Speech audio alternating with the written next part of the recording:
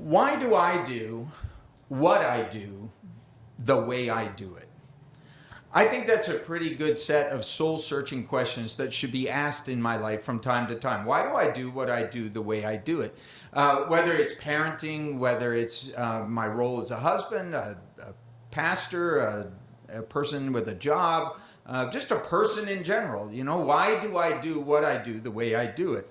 You know, not to just live a random life, but to actually have some degree of examination from time to time that looks at an important part of my life and an important part of your life, which is motive.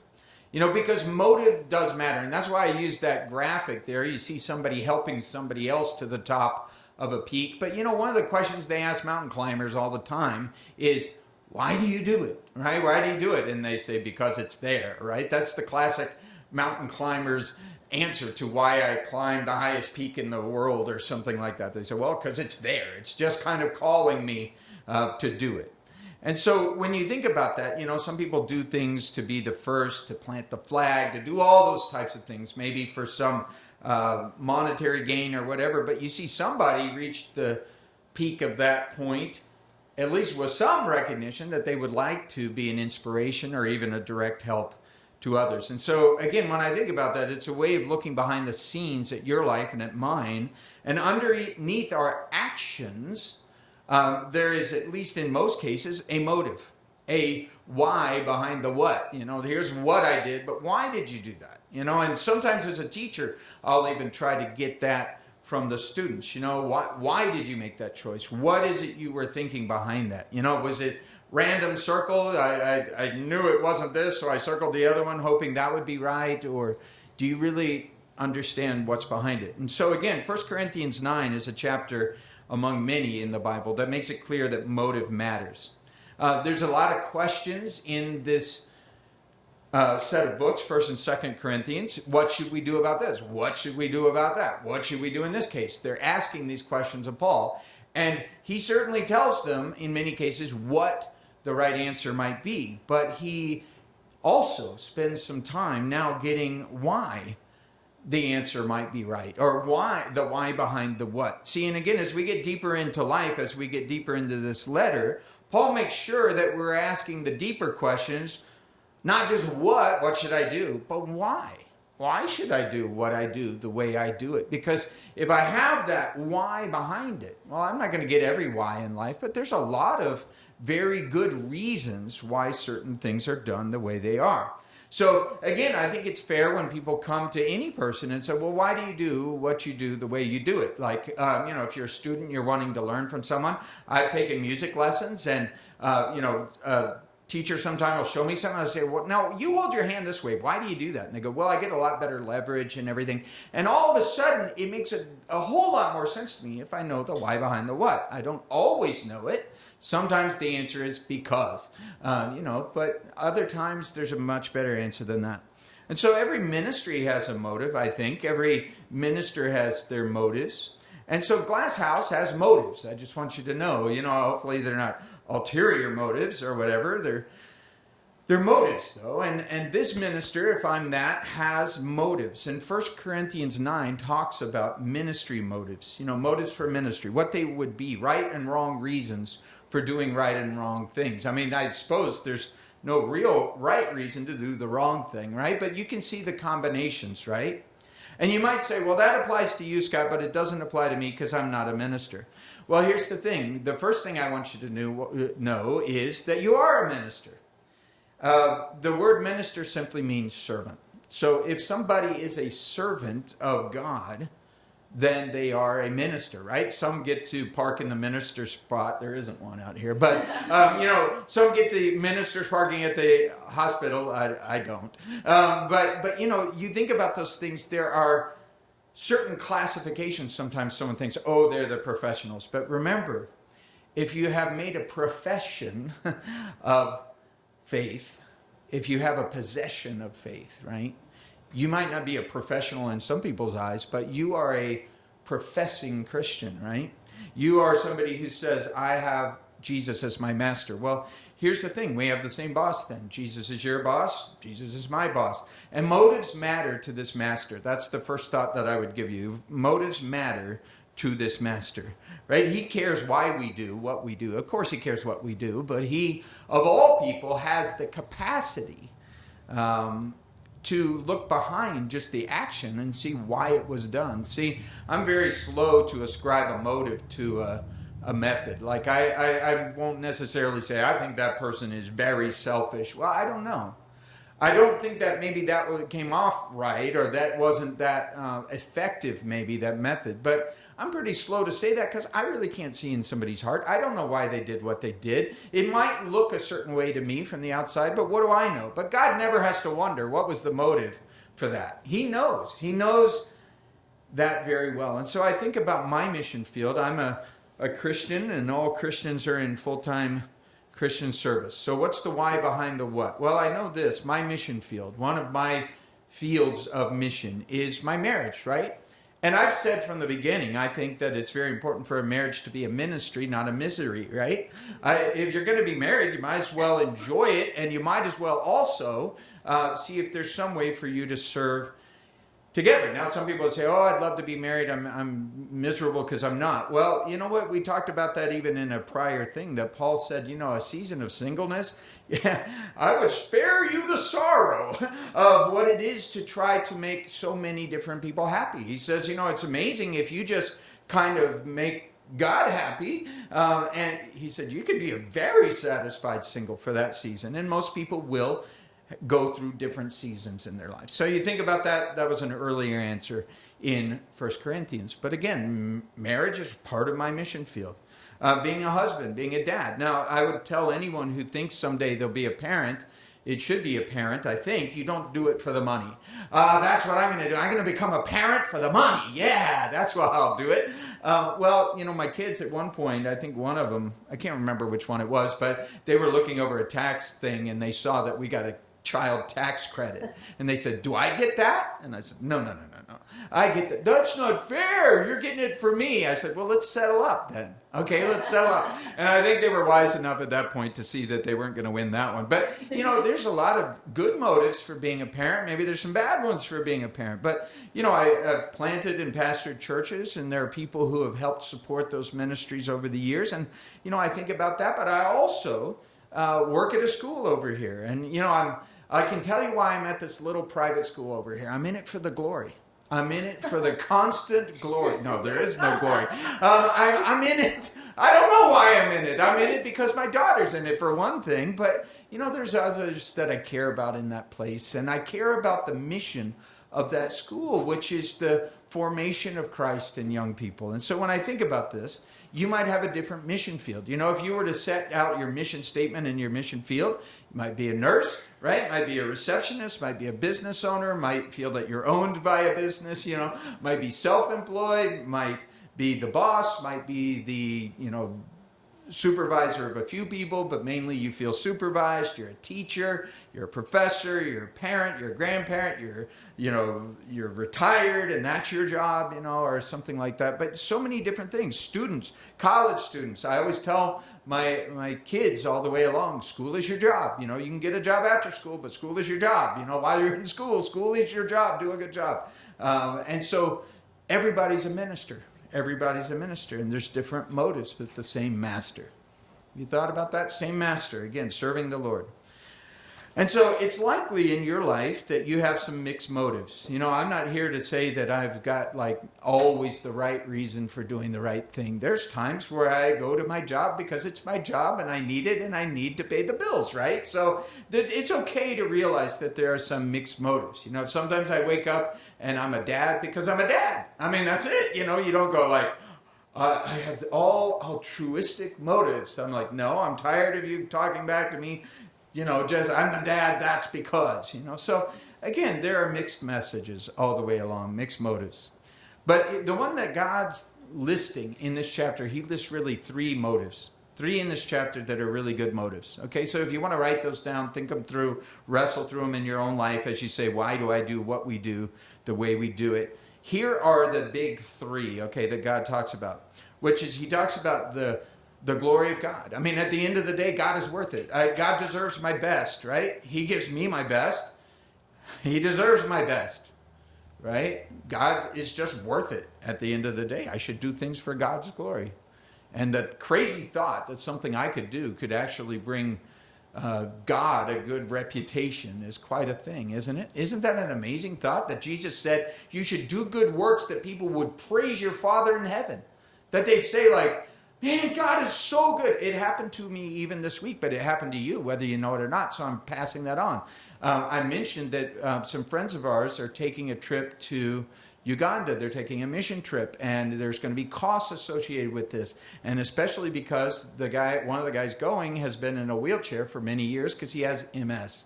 All right. And so amazing. God, he has weaknesses physically, but spiritually, this guy is phenomenal. And so when I think about it, who better to go to Uganda and speak to them about the greatness of God? But we contributed to that. We contributed to the cost of that. And I say we because you did. And so when I think about that, I got a thank you back from him. But it wasn't thanking, GlassHouse is so good. Scott, you're amazing. Tell everyone they're great. He said, God is so good because we didn't even know where this was going to come from. But look what God has done. And so again, God got the glory for something done from someone. Now, good of others.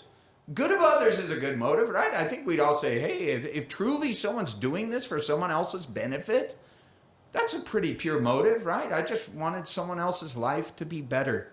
That's a big part of what a servant is. They're just somebody who looks around and says, how can I make your life better?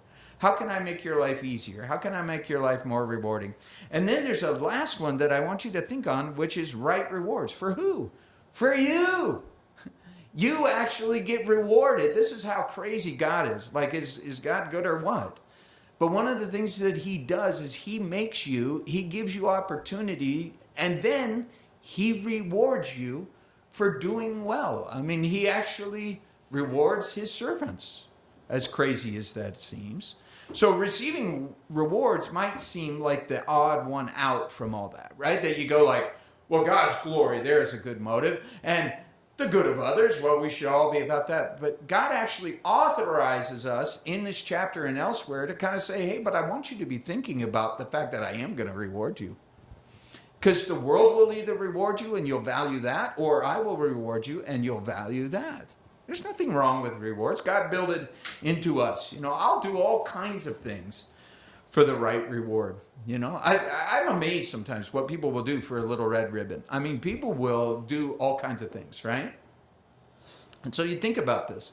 Does it make you a sinister minister if you honestly admit, yeah, I do this for the fact that I just get rewarded from it. It just works. My life's going great. It's its own reward. I mean, think about this for a minute. Rewards are not wrong, right?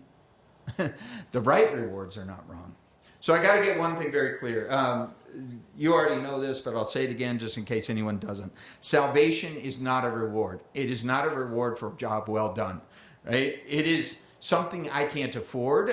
I can't earn it. I can't deserve it. I can't deserve it by serving. If I serve enough, I'll deserve enough, right? That is not true. That is not true. There's one thing that you definitely have out of your price range, which is eternal life. How much is eternal life going for? Absolute perfection. Okay, I can't afford that. What else you got? And so God says, but don't miss this. Eternal life, I'll give it to you as a gift. But if you give your life back to others and me as a gift, guess what? There's rewards in that. I will actually recognize that. I'm not going to go like, two lives lived completely differently will have the exact same outcome. He said, it's not true.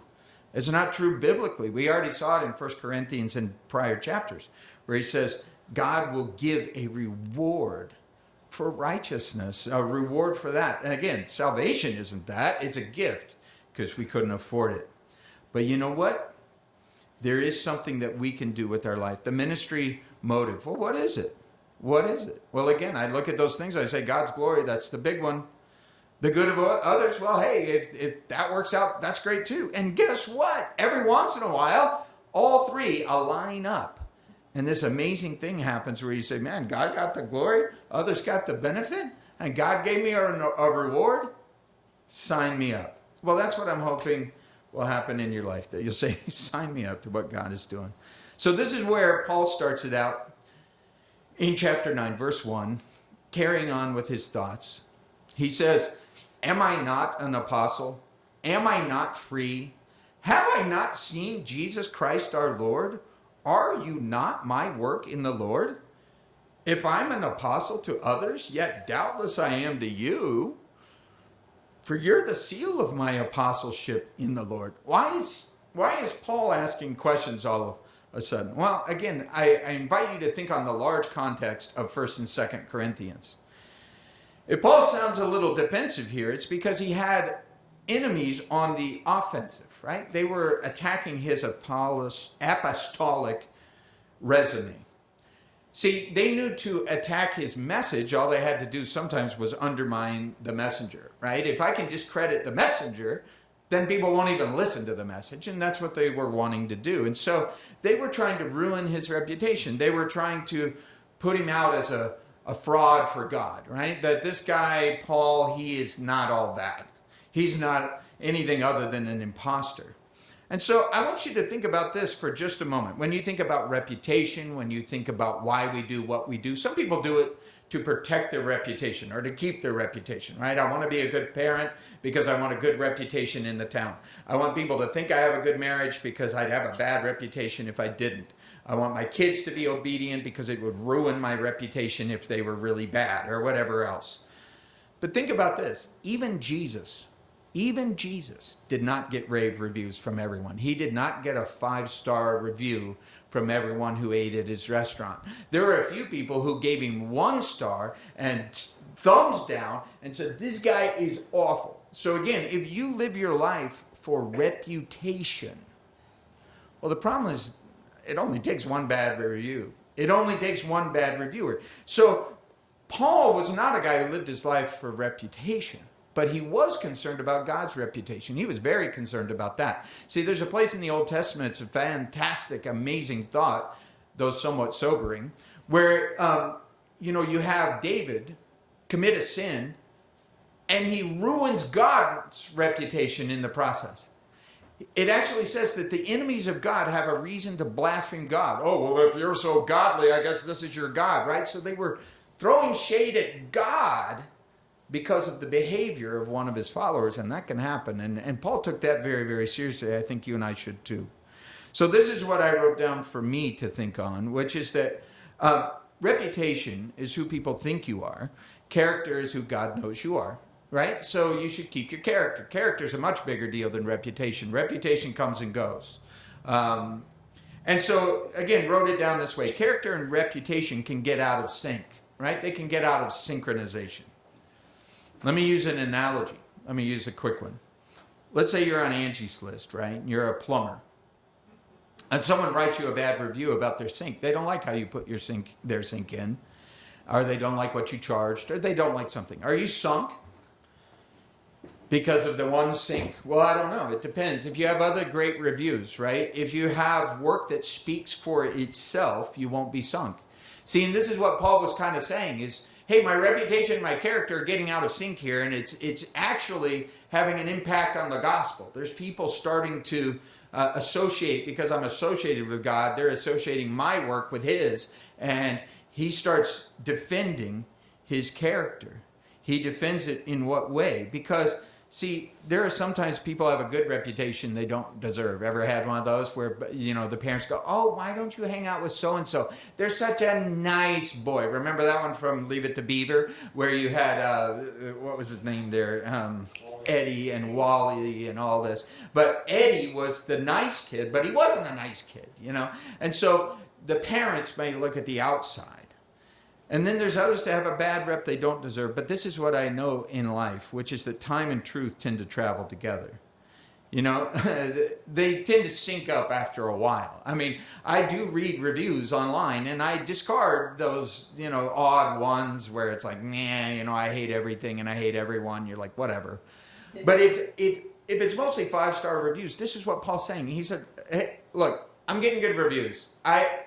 Is your life not proof of my own apostles? Oh, well, that guy's nothing. Well, he seemed to make a difference in your life, is what he's kind of saying here. And I love that, because the proof is in that. And so he says, the enemies will always have their opinions. But Jesus had enemies, and sometimes his reputation was out of sync with his character. So don't worry about that too much. But this is what Paul was saying. As people were putting him down, he says, am I not an apostle? I love this because the word apostle, if you don't already know what it means a sent one. He said, I was sent. I didn't send myself. I was sent by one. And the sent one that he had was, he says, I kind of saw Jesus. So Paul had a pretty good resume, right? But the thing I love most about it, we just had somebody come in who's going to be doing some Bible teaching for us over there and at the school. And one of the questions I asked him is, I don't want to see their paper. I want to see their people. Does that make sense? I'm like, they're a youth minister, right? I'm like, I don't want to see what classes you took in seminary. I don't want to see what jobs you've held in different places. What I want to do, could I just meet 4 of your students at my random pick? Do I get to pick them? Let me just pick students that you've poured into and see what pours out of them. That would be a pretty good one. Jesus said a parent is proved, wise through their children. A mother is proved wise through their children. You go, just show me the output. And this is what Paul was saying is basically, I can tell you the input if you'll show me the output. And this is what he says, my defense, verse 3. Again, look at his defense. He says, my defense to those who examine me is this. Do we have no right to eat and drink? Do we have no right to take along a believing wife, as do also the other apostles, the brothers of the Lord, and Cephas? That's another name for Peter. So I think it's really funny what's happening here. I know exactly what's happening here because I've been a person who's, was a professional pastor. That was my job and career and calling and all this. And so people sometimes, in right ways, people do sometimes put someone on a pedestal, but sometimes they just put someone on a pedestal so they can take a better shot at them. And so I know exactly what's happening here. Critics were blasting Paul and his fellow ministers, get this, for having a life. They had a life. They're like, we saw you eating at a restaurant. You're like, okay. He's like, we saw you with your family having fun at the amusement park. Shouldn't you have been under a tree somewhere studying the Bible? See, this exact thing happens to athletes. I happen to follow a certain athlete that I really enjoy, and he's at one stage of his career where there were days where he was better then than he is now, right? Almost anyone's going to hit that phase in life if they don't realize it yet. And so he has critics, right? So he has a family, he has a life, he has a wife, he has all kinds of things. And if he ever posts a picture of him doing anything other than working in the gym, people are like, why aren't you working on your free throws? He's like, I'm celebrating my anniversary and my kid's birthday party. I'm at my kid's birthday party. It's like, you should be working on your, abs or something. And you're like, yeah, you're a rabid fan of that player, but you're really not. You're a rabid foe of that player because you really don't understand at all that this guy has a life, right? And there's nothing wrong with that. And this is what was happening is that they were using the opportunity of some of Paul's and the others' normalcy to actually find fault with him and to throw things at him. Think about this. Jesus was accused of being a wine bibber and a glutton. Now, he was neither, but he actually lived his life among people, had friends, had good times, had laughs, had jokes, spent time with strangers. Some were stranger than others, but he had people that he was always being found fault with. Jesus was, and this is what they were doing. Now, think about this. Jesus was invited to a wedding, and he went, right? And in fact, he actually became the life of that party, right? Now, this is what I wrote down. Again, Jesus was the life of the party. And yet there will always be party poopers. So I'm giving you some advice, because again, we're all ministers, one way or another. People will give you I thought you were a Christian. You seem to be having fun. Isn't that wrong? We call them Jesus jukes. It's where you're having just a great time at a movie. Go see a movie. Hey, had fun at the movie. Shame you're not as excited about the scriptures as that movie. And you go, thank you. That's so encouraging. Yeah, took a break from that Bible study to go see a movie with my family. And you go, see, we cannot let party poopers keep us from being the life of the party. You should be the life of the party. Now, am I saying that you're out of control at it? No. But why do we do what we do the way we do it? Well, I'll tell you one of the reasons I think Jesus did what he did the way he did it is he was invited to people's house all the time. Why? Because he wasn't a drag to be around. The Pharisees, it says, were always on the outside of the party, pooping it, looking in, saying, why is he eating with them? You seem to be having a good time. It can't be a God time if it's a good time. And that sort of thing. And this is what was happening to Paul. I've seen it happen in my life. See, I remember a time when I actually had a new Jeep. It was the only new Jeep I ever got. I had old Jeeps. I actually had, of course, old Jeeps are harder to find than new ones, but new ones are everywhere, right? Everyone's got one. I see all the kids around here driving them. I'm always driving by. Are you old enough to drive? And why do you have that nice car? But I got a Jeep after I had two old ones, and then I bought a 4-door Jeep. Because the kids got kind of tired of sitting in the little chicklet on the back. That was a seat that they called it. So I had 3 kids in one little seat and an air conditioner that didn't work. So, went out, ordered it in advance, got a nice Jeep. And I can still remember this. It was so frustrating, and that's why I'm sharing it with you. Because I was rejoicing about my new Jeep. I was out in the church parking lot, and I had my new Jeep there, and I had the paper plate on it and everything. I was talking with a guy, and we were just having a great time about Jeeps, And this guy walked by and said, well, now we know where the tithe money goes. And I was just like, praise the Lord. Hallelujah. See, wow. He got a car that was twice as nice as my Jeep and drove away. And I was like,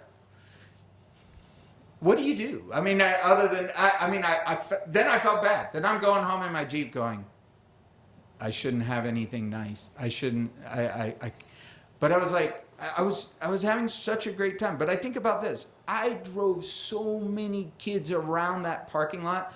We had this amazing thing where they had these dirt things, and they called them the bumps. And people would stand in line to go get in my Jeep and go around the bumps. And there was a day I actually had the police called on me. It was great. We were out doing massive donuts out in the church-owned property. So now you know where that's what the church-owned property was about. But we hadn't built on that part yet. So I'm doing this, and a police officer got called that somebody was out of control on the parking lot. And they actually, lights all on everything else. And it turns out it was one of the people who did off-duty police work for us in the evenings. So they they got the call that someone was out of control, and then they went, Pastor Scott? And I'm like, yeah, sorry, we're just showing some kids around here. So, when I think about that, I ended up eventually enjoying that Jeep a ton, but I sold it and bought the little Scion that I have now that, no one can find fault with or whatever. But actually, it was such a great deal that it paid for our move up here to North Carolina. So I'm glad I'm here. I think of all those different things, but I just think of the motives and the different reasons you get it. Why did I get it? Well, God's glory. That would be one. God's glory for a Jeep. The good of others. Hey, I tried that, but you know what? I just had a plain good time in it. And so that nothing wrong with that. So you see here an interesting verse about wives. The apostles have wives. Do you see that? He says the other apostle, we can't take a believing wife with us. Well, we go on a vacation or we go on a mission trip. Oh no, can't take your wife on it. That would be, you might actually have fun. You might not, can't do that. It says Cephas had a wife. Now this flies in the face of some people's belief that you have to serve God. Peter was the first pope, right? Quote unquote. Cephas had a wife. Oh well. Jesus had brothers. They had wives. No wife for Jesus in here. He doesn't mention Jesus having a wife because he didn't. But the others did. So if you want to be a servant of God, what do you have to be? Well, I guess you have to take a vow of poverty, chastity, and just be serious and broke and never have a normal life. That's what some people seem to think. And yet God doesn't seem to think that. So have you ever heard the phrase, danged if you do, danged if you don't? Paul's not married, so what is he? Oh, he's probably cheating around, or maybe he's, I don't know. And then he brings along a wife, and it's like, oh, you don't want to put them up. Those are twice as much eating. His wife, they're just on it for the vacation. You go, wow. No matter what, he couldn't get it right. Ever felt that way? I know everyone has in some way or another. Verse 6, he says, is it only Barnabas and I who have no right to refrain from working? This is sarcasm, and it's in God's word, so I think God is, at least occasionally speaks sarcasm. And what he's saying is, well, man, the pagan priests right here in Corinth, y'all been paying them for years. The temple prostitutes, I suspect a few of you helped them stay in business. And he says, but Paul and Barnabas come to town and somebody buys their meal, and it's also, oh, wait, man. Question their motives. These guys are just in it for the free lunch. And he says, man, that's surprising. That's strange. And, I've had people occasionally ask me, so I'll just go ahead and say it. How long does it take you to put together these services? Well, this every week takes me about 6 to 10 total hours to put together these services. The teachings I'm doing here. And I had somebody ask me, but you only have a few people coming. Why do you spend so much time with that? Because I am not doing it for them. I'm trying to do it for, of course, God's glory. I try to do things for the benefit of others. There's people watching online that most of the time we have more people online than we have in line right here. But I also think about this, people listen to it later, but I do this for me. I don't know if that sounds selfish, but I do it for me. You know why? Lynn knows me. And if I wasn't here, I don't know where I'd be, but I know this. This is like gym time for me. Like the same reason I try to eat right and exercise. It's certainly so I'll be around for my family and hopefully I can serve God, but I actually feel better and do better. This is an important thing for me. I'm doing this for me. I get things out of preparing for the teaching. And so I think about this. Paul says there's nothing wrong with a person receiving support of all type for what they do. And then he says, verse 7, who goes to war at their own expense? I love this. Who goes to war at their own expense? Who plants a vineyard and doesn't eat a few of the grapes? Who tends a flock and doesn't drink of the milk of the flock, right? Makes me think of a Navy recruiting sign, bring your own battleship. Uncle Sam needs you, but he also needs you to bring everything with you. And I used to work at a fast food restaurant, and you know what? We were able to eat what we made. I mean, they had no restrictions on it, actually. I mean, I had a restriction because there's only so much you can take, but if you're frying chicken and making fries all day and burgers and everything, how strange is it if the boss comes in and says, I don't want anybody eating the meals here? I actually am nervous at a place where they won't eat their own meals. Actually, it's encouraging to me to see an employee eating a meal they made, right? And you go, well, it's good enough for them. And I use this principle every day in whatever leadership role I have, whether it's kids or over at the school or whatever. I tell people all the time, when sometimes people will think somebody's got to do something one way, and I say, wait, we wouldn't send a soldier into a battle and tell him, bring your own bullets and boots. And yet so often we invite people to do that. See, I think about teachers. This was a funny statement about teachers, if you've ever known school teachers. I saw a posting online that said, teachers are the only people who steal office supplies from their house and take them to work, right? Because it's true. I mean, there's people like, oh man, I need a stapler. They steal the one from home and take it to work. Oh, I need poster board. They take it there, and you go, something's wrong with that. I mean, something's messed up with that on some level. And so anyone who knows or has worked around me knows they'll hear that phrase. I say, well, soldiers don't go to war on their own bullets. And what I'm trying to do is convince other leaders and greater, people with more authority to be generous with their people. Why? Because this is what I wrote down. Motive matters. But motivation matters. I mean, one of the most demotivating things in the world, you can take someone who's doing something for all the right reasons, and you can you can take the life out of that person by just constantly questioning why they do what they do the way they do it. See, I've heard it happen with teachers. I heard somebody tell someone that they were in teaching just for the money. And I'm like, that's funny. You're doing this for the money. And I'm like, because I was trying to get some increases in some of the teachers' pay, and they said, well, that way we'll only have people doing it for the money. I said, they're still not doing it for the money, but maybe they'll have money to do it, right? Maybe they'll keep doing it. And then I think of another one that happened is, you do it for the summers off. That's why you do it. You do it for the summers off, and you go, well, amen, sort of to that, but you go, most of the teachers I know, in fact, our principal over here, to say something about her, she worked all summer for nothing. She went from being a teacher with a summer off to an administrator with a summer on, and she didn't get any increase. She did it for the love of doing it and for a desire to do something of importance. I've had people, when you walk out of something, they go, oh, banker's hours. That's a classic. You leave at 3 and they're, oh, banker's hours. And you're like, yeah, okay. People argued with Jesus' motives. Oh, think about what he did. He healed people and they said, he's doing this for the devil. He's doing this for Beelzebub. And you go, people. Verse 8. Don't let party poopers poop your party. Verse 8. Do I say what I say as mere men? Doesn't the law say the same thing? It is written of the law of Moses, you shall not muzzle an ox while it treads out the grain. Is it oxen God cares about? Or doesn't he say this for our sakes? Verse 10. For our sakes, no doubt, for it's written, he who plows should plow in hope. He who threshes in hope should be partaker of his hope. If we've sown spiritual things for you, is it a great thing that we reap your material things? He's like, look, man, if I gave you an incredible nugget that changes your life forever, is it really a big deal that you gave me a chicken nugget? This is what he's saying. It's fair for somebody to have some hope that what they do matters to someone and makes a difference to things. And so I think about it again. I think I could make more for my computer skills than necessarily my Bible teaching skills.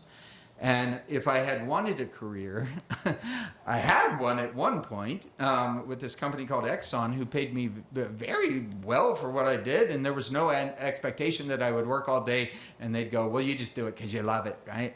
Well, I did love it. I loved what I did, but they didn't expect that to be it and all. And so this is what Paul's saying. If others are partakers of this right over you, aren't we even more? He says, I like this phrase. He says, nevertheless, I haven't used this right. I endure all things. We endure all things lest we hinder the gospel of Christ. So what is Paul saying? Paul's saying something really, really amazing. I wrote it down this way. What can I do to put the go in gospel? What can I do to put the go in gospel? He was always asking that. He says, I have a right. It's not like it's wrong. But he says, I'm not even going to use my right. Because you know what? There will be more gas in the gas tank for the gospel to go out if I put the gas in the gas tank some other way.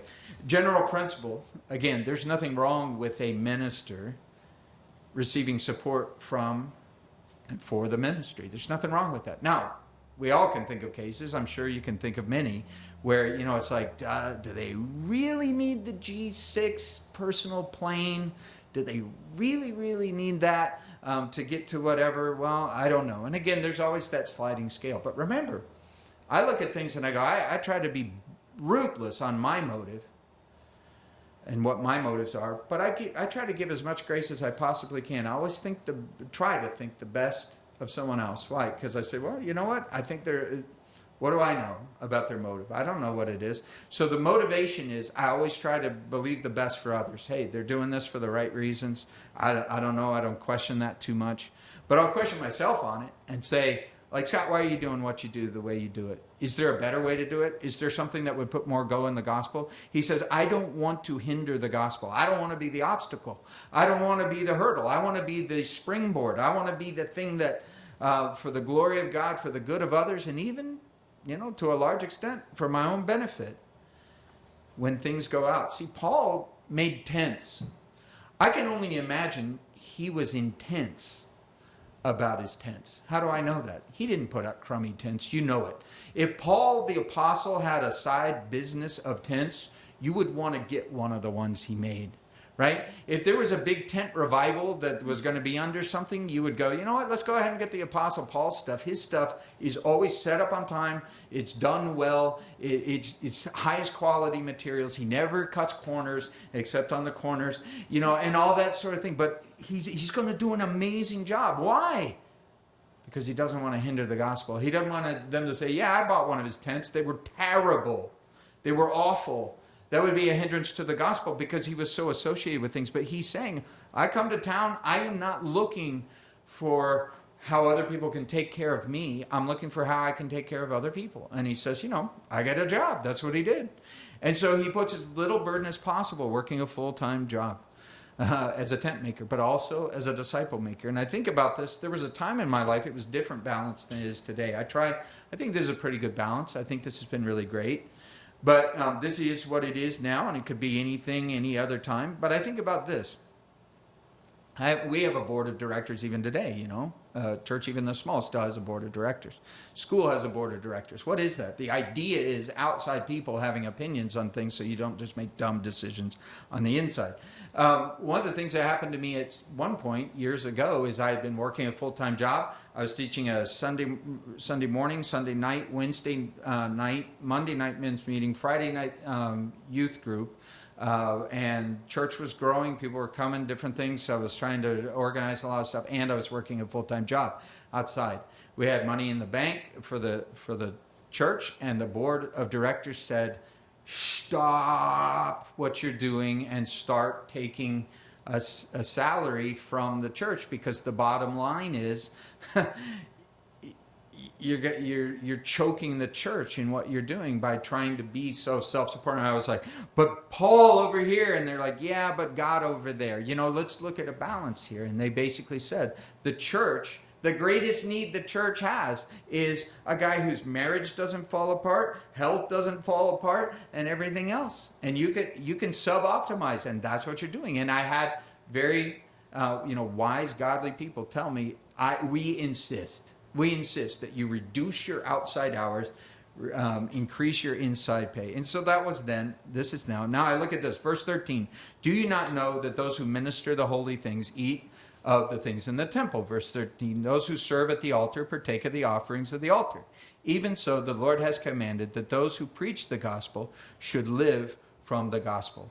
Now again, what am I saying there? Well, what is he saying there? In the Old Testament, the Levites didn't get any of the land of their own. Every other tribe got that. But God set aside a priestly tribe, and they were the ones who were supposed to minister in the temple, and that's what they did.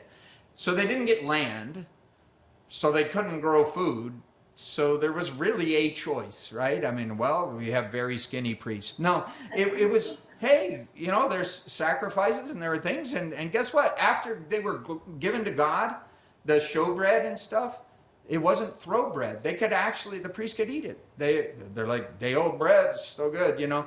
Eat this, sacrifice all this. And I think about over the years, ministry is funny. And again, some of you have served at churches in all different capacities. I'm not talking about whether or not you get a salary or check or you're ordained or any of that stuff. I'm talking about people serve all kinds of places, or maybe you serve at a school or a nonprofit or whatever. Well, you know what's funny about those is the fridge is always no man's land. Man, it's scary. Our break room, I think of Google. Google has an amazing break room.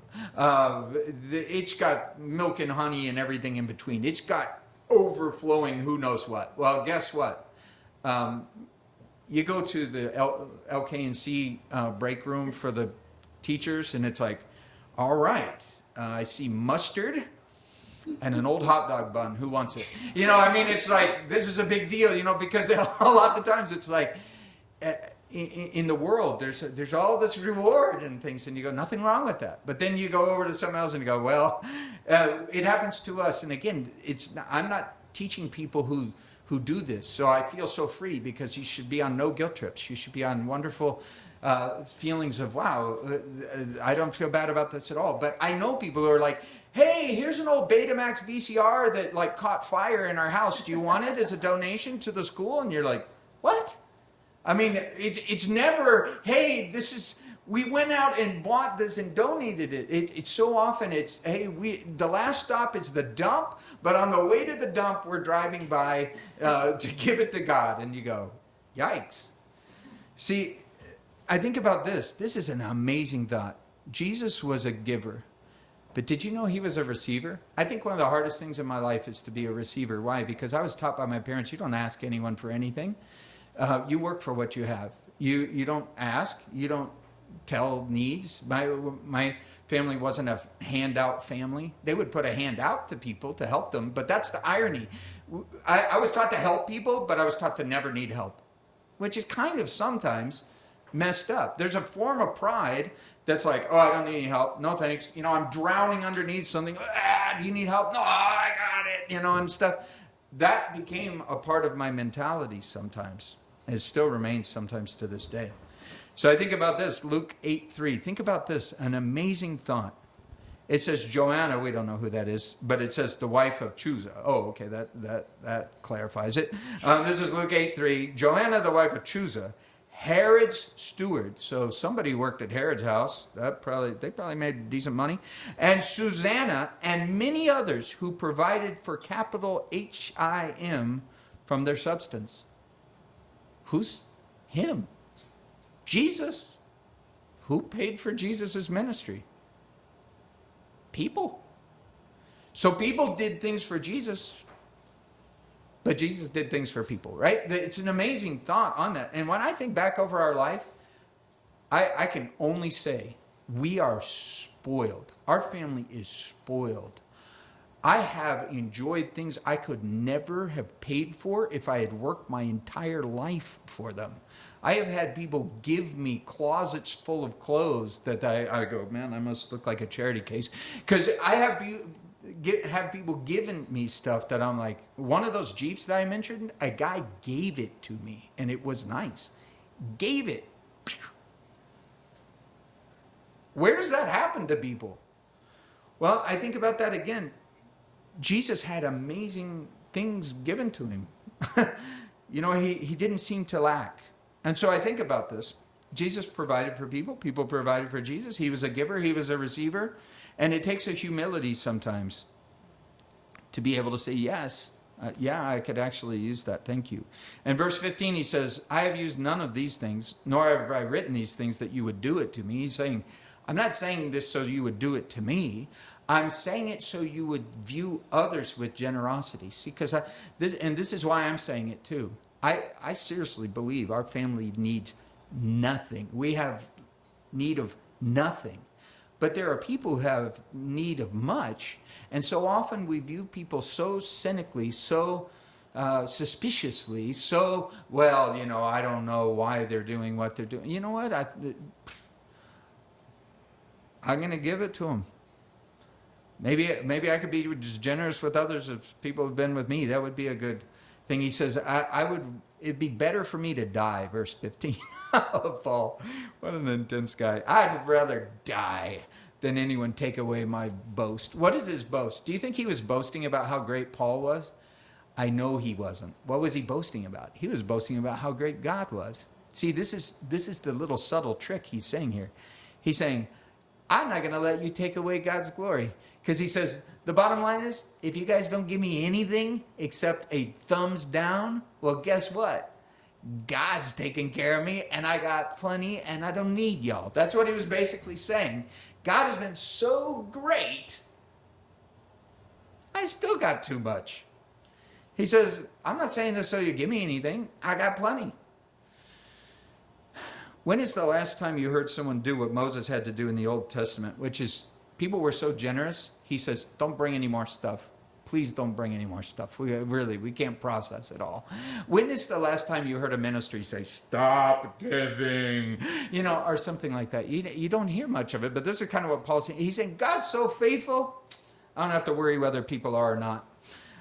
See, I think about this. When I first went into ministry, I was already in ministry. I was ministering at Exxon. I was getting to take mission trips all over the world. I would always talk about Jesus everywhere I went. And it was great because I was doing it on Exxon's dime. What a deal. I did my work very well, too. And say I did it on the clock. So, we would go out afterwards and we'd talk about stuff. But anyway, but when I went onto the staff of a church for the first time, it was a very small church, broken windows, broke overall. And there was a box in the back. There was a little box in the back, and that's where things would be taken care of from. And one of the things that the pastor there told me, it was a 2.5 times cut and pay. 2.5 times cut and pay to go for that. And we were just starting the family, so we were having kids and everything else. So expenses are up, income is down. It's all kind of a very exciting time. And the pastor there, Pastor Raz, I can still remember him sitting next to me or across from me and saying, Scott, there's only so much we can do, but we're not even going to do as much as we could do. Because he says, here's one thing I don't want. I don't want us to deprive you of seeing God's miracles in your first year of ministry. He says, you're going to see God show up in such incredible ways. And the less we pay you, the more God's got to show up, and he's going to do it. And I was like, well, that's very clever, but is that a clever way to not pay me anything? But you know what? God showed up in abundance and has ever since. And you know what? The box that you'll see in the back here, I want you to think about this for just a minute. Part of the reason I've carried that with me my whole life, you know what it is? It's made from a pew from that church. When that church got rid of the pews and got chairs, the wood from those pews, a guy who's a carpenter made that for us, handmade it for us out of one of the pews. It happened to be the pew we first sat on when we first went to that church and heard what? God doesn't need your money. There's a box in the back. And if you want to be a part of what God's doing here, you can put that in there. Now, electronic giving and everything, there's a million other ways to do that. But why is that box still such a part of my life? Because I remember our life, we thought leaving Exxon, how will we ever make it? A box in the back and God's goodness.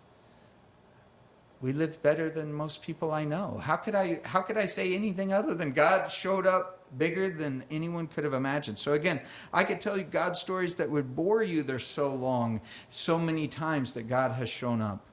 And so this is what Paul's saying. You know what? If I preach the gospel, I don't have anything to boast of. Verse 16, of necessity it's laid upon me. Yes, woe if I don't preach the gospel. See, I thought about this.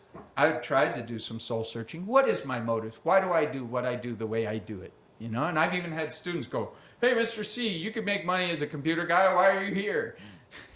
Why are you in that stinky little closet of an office and everything, Well, it doesn't stink that badly, does it? But this is what I say. I cannot not do this. That's a double negative, I know, but that's what Paul was saying. I have nothing to boast of. Woe to me if I don't do this. I have to do it. Necessity's laid upon me. I don't know if there's things that necessity's laid upon you. You're like, why are you a good professor over at the school? Well, I do it for the promotion. Really? I don't think you could not teach people what you know, Miffy. I mean, you're an amazing, motivated people person. I think you love to do it. Is it great that they pay you? Of course it is. That way you can have your cute little car and things like that. But in your wonderful little house that we're all going to try to park in your parking lot for the games. But why do you do what you do the way you do it? Why are you sometimes so far from your family and your loved ones? Well, I don't know. But I know it's got to be some God's glory in there somewhere, and there's got to be God's work in it. And we're glad you're here, and we love you, and we're really thankful. But I think about this. How can I not do what I do? How could I not do it? This is what Paul's saying.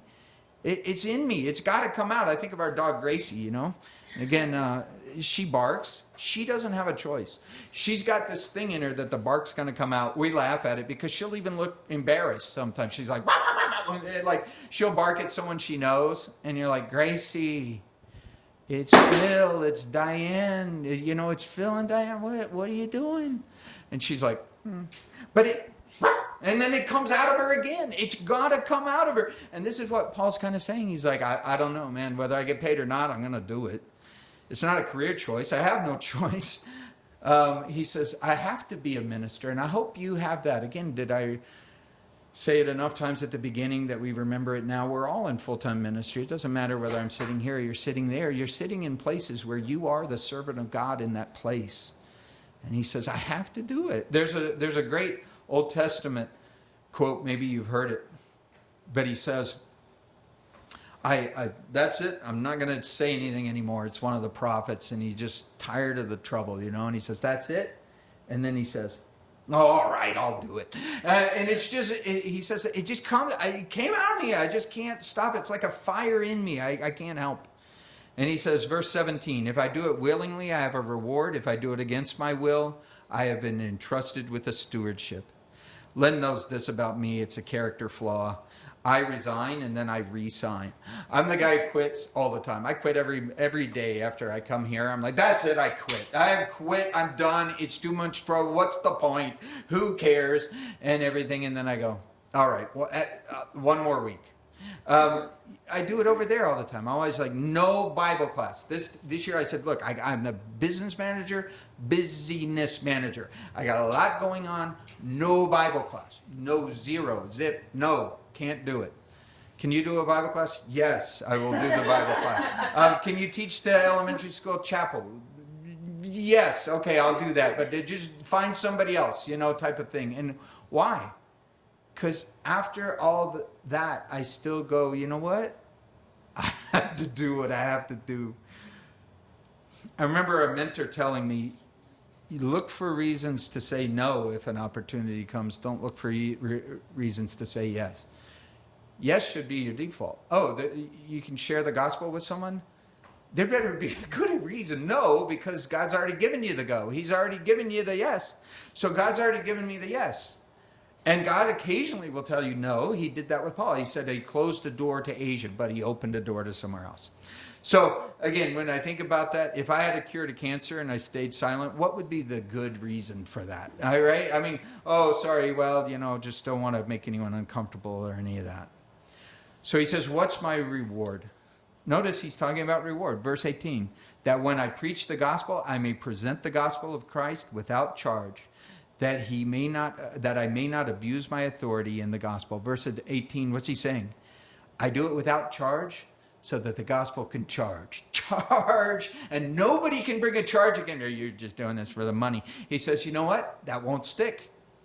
It won't work. You can't tell me that because I don't do that. And so he X's off a whole option that people could say for mixed motives. He says, I know my motives, and so do you. Ministry, it's its own reward. Love is its own reward. I get a charge out of not charging. I think about it the other day, Billy Jones, who's been actually on the road doing a lot of music stuff. So I love it whenever we get to see him. But he's here, and guess what? He doesn't charge us to stay here. I've tried to pay him the rent. It was so funny. The other day, I brought over a router for the Wi-Fi to improve it so that our services would go a little smoother. And he said, what do I owe you for the router? I'm like, what does it matter with you? I mean, I'm improving it so that this improves, right? And I'm bringing a router that's an older one that I had. And I said, oh, well, you can just set it off against our rent. How's that? So when I think about that, he's not charging. But one of the things that he does, of course, he teaches lessons and he sells records and he does stuff. So he has income, and things like that. And there's a ministry here called Change Instruments that's out of here. And Chris has been involved with it. I'm involved with it. Billy's involved with it. But there's students who get free instruments and free lessons from change that people store up. If you're doing that, great. You can bring it in any time. If you've forgotten, you could start. If not, doesn't matter. There's stuff going on. But a teacher the other day was getting drum lessons. A student. They got 10 free lessons, right? And then the parent asked Billy. I saw it. It was great. The parent's like, okay, so now that you've done the loss leader, what are you going to charge me? And he said, nothing. The lessons are nothing. I mean, that's how they're like nothing. We're doing this through this. It's part of this ministry. And the only thing I would ask from your son who's taking the lessons is that he would use the skills he's learning to teach someone else. So he said, sometime we're going to have someone who's never had any lessons come in here, and I'm going to ask him to be the teacher. I'm asking him to pass it on and to do that. And the parent was like, this is amazing. This is crazy. And I said, is it not more fun to give lessons away for free than it is to charge for them? He's like, I love shocking people with generosity. It's just so much fun. They're like, what's the catch? There is no catch, except I want you to go do it with no catch. And they're like, kind of catching that. He says, well, I'm going to drum that lesson into you, right? Drum it into you that your kid understands that I'm giving it to you so you give it away, right? And so you think about this, there's 3 reasons: glory of God, good of others, but receiving the reward. He says, man, I'm of all people, I'm most full. He says, I got plenty. Notice this phrase, you're going to love it, that I might win some. Loving God and serving others is its own reward. It's one of the most rewarding things. Even non-Christian sources will tell you that if people are the most satisfied people in the world are the most serving-oriented people in the world. People who are doing things for others bigger than themselves are happy people. Unhappy people are mainly thinking about themselves. And happy people are thinking about everyone else. And they never lack because, guess what? People help people who help people. And then he says that loving God and serving others, its own reward. But notice this phrase, that I might win some. That I might win some. Paul knew what it was to be lost and to be found, and he says, I want to find people. I love playing hide and seek. I love finding people, that I might win some. This is repeated in verse 19, verse 20, verse 21, and verse 22, 6 times. So I'm not telling you it's important. God's telling you it's important. Let me read through it and you'll hear it with the emphasis. Verse 19, for though I am free from all men, I don't know anybody anything, I have made myself a servant to all that I might win the more. And to the Jews I became as a Jew that I might win Jews. To those who are under the law as under the law, that I might win those who are under the law. To those who are without the law as without the law, not being without law toward God, but under law toward Christ, that I might win those who are without law. To the weak I became as weak, that I might win the weak. I become all things to all men, that I might by all means save some. So why does he do what does he do the way he does it? Well, I wrote it down this way. Winning's fun. Winning is fun. Winning souls is fun. Winning people is fun. Just seeing God do things is fun. Losing is no fun. Winning is fun. What'll win some? He says, I connect people, I build bridges, I adjust my life in whatever ways I can. I pick my battles wisely because I don't want to win battles and lose souls. I want to win some. He says, if you're really heavily into the Jewish thing, I say, tell me about the Jewish thing. I'm building a bridge on that. Boy, you're really into the, Jeeps. Tell me about your Jeeps. Build bridges. Not about winning arguments, but winning souls, winning some. He says, why do you do that?